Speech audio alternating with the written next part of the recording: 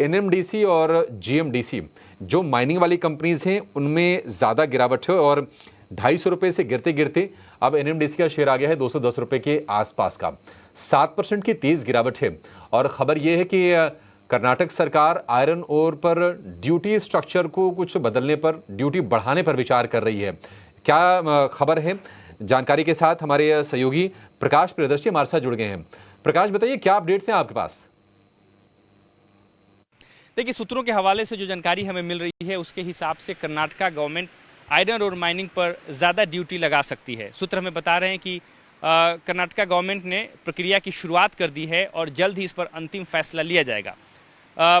एक important development इसमें यह हुआ है कि पिछले ही हफ्ते कर्नाटका गवर्नमेंट कैबिनेट ने इनफैक्ट एक बिल पास किया है जिसका नाम है mineral rights and bearing land tax bill, जिसमें यह फैसला लिया गया है कि जो फॉरेस्ट गुड्स की लिस्ट होती है उसमें से आयरन ओर को बाहर कर दिया जाए।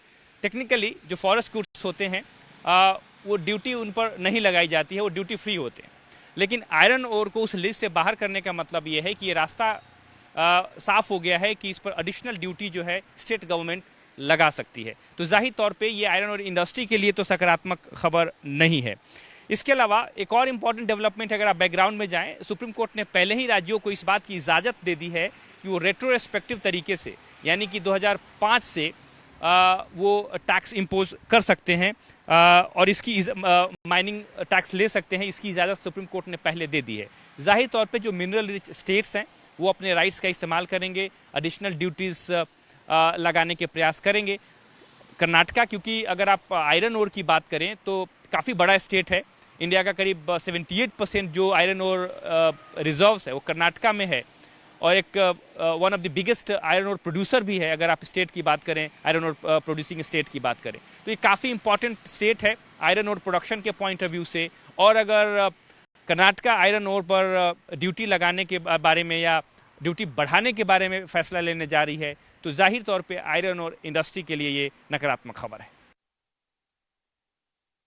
बिल्कुल बिल्कुल बिल्कुल नकारात्मक है ये और हम भाव में देख भी रहे हैं।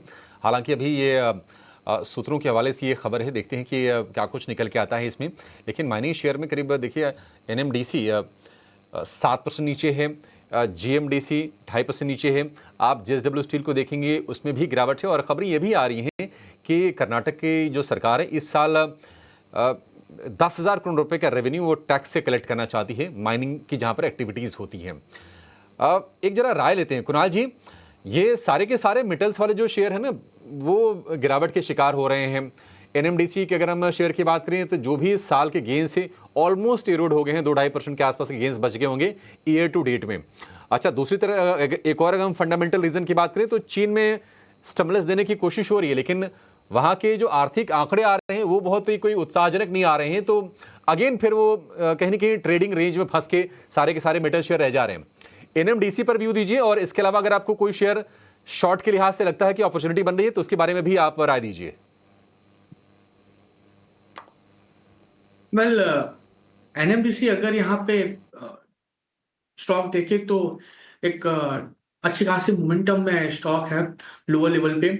आप देखो 212 और 211 के अराउंड ये स्टॉक ट्रेड कर रहा है। एक अच्छी खासी गिरावट देखने को मिल चुकी है, वो भी अच्छे खासे मोमेंटम के साथ ब्रेकडाउन दिया हुआ है स्टॉक ने।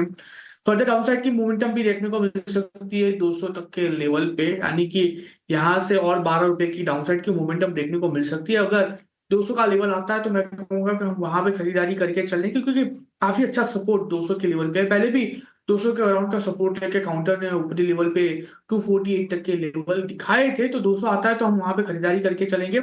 और सामने जिस हिसाब से ओवरऑल मेटल काउंटर ट्रेड कर रहा है, एक काफी अच्छी गिरावट ओवरऑल 1.5% की हमें देखने को मिल गई है। उसमें से एक दो काउंटर्स ऐसे हैं जहां पे हम शॉर्ट की पोजीशन अगर बनाना चाहते हैं तो बना के चल सकते हैं। उसमें से एक है जेएसडब्ल्यू स्टील। आप जेएसडब्ल्यू स्टील का चार्ट देखिए, काउंटर फिलहाल अभी इस लेवल पे देखने जाए ना तो एक डाउनवर्ड फॉलिंग चैनल फॉर्मेशन में ट्रेड कर रहा है एंड ब्रेकडाउन दिया हुआ है उसका 20 एमए का। यहाँ से फर्दर गिरावट भी देखने को मिल सकती है। पहला टारगेट 920 का होगा, अगर 920 अगर ब्रेक होता है तो 908 का भी टारगेट यहाँ पे हमें देखने को मिल सकता है। 943 के अराउंड स्टॉक यहाँ पे ट्रेड कर रहा है। ऊपरी लेवल पे हम जो रेजिस्टेंस यहाँ पे एज अ एसएल मेंटेन करेगा वो रहेगा 958 का। तो 958 के एसएल के साथ जेएसडब्ल्यू स्टील यहाँ पे बेच के चल सकते हैं।